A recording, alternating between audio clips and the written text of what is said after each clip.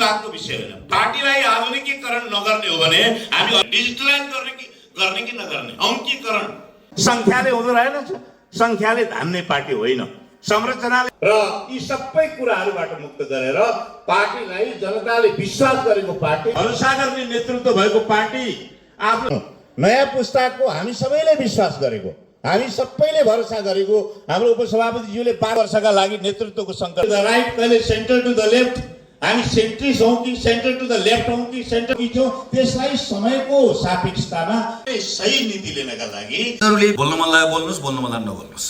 यो सरकार र यो प्रधानमन्त्री संविधानभन्दा माथि हुनुहुन्न। म शक्तिशाली छु, म लोकप्रिय छु भन्दैमा जे पनि गर्न पाइन्छ दिँदैन कानुनले।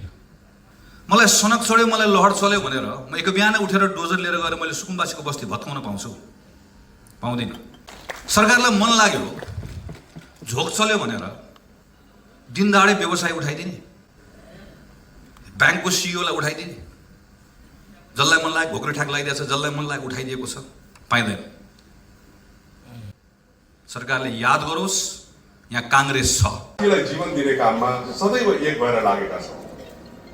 हामीलाई श्रद्धेय पार्टी उपसभापतिजीको त्यसको निचोड के थियो भने स्थापना कालमा हामीले सही बाटोमा ल्याउने र अर्को कुरा समर्थन गरेको नगरेको यो विगतको विषय हो। महाधिवेशन विश्वास गर्ने, भरोसा गर्ने पार्टी नेपाली कांग्रेस पार्टीलाई कसरी बनाउने हो, यसलाई रिगेन गर्नुपर्ने छ। कांग्रेसको राजनीति केवल पावरका लागि भयो, सत्ताका लागि भयो, शक्तिका लागि भयो, पर्पसका लागि भएन।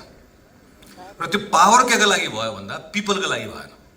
पावर आफ्ना लागि भयो, मेरो लागि, मेरो परिवारको लागि, मेरो गुटका लागि, मेरा निजी कुराका लागि, यसका निम्ति भयो। यो कुरासँग त्यो मतदाता वा त्यो नागरिक हामीसँग रिसाएको छ भने हाम्रो सुधारको प्रारम्भ पनि त्यहीँबाट हुनुपर्छ। र त्यो सुधारका लागि बाहिर कतै हेरिराख्नु पर्दैन। हामी कहाँबाट सुरु गर्नुपर्छ भन्ने लाग्छ भने हामीले हाम्रो जराबाट सुरु गर्नुपर्छ। त्यसले कहीँ जानु पर्दैन। हाम्रो क्यारेक्टर हो, त्यो क्यारेक्टर खोज्नको लागि हामी जरामा जानुपर्ने छ।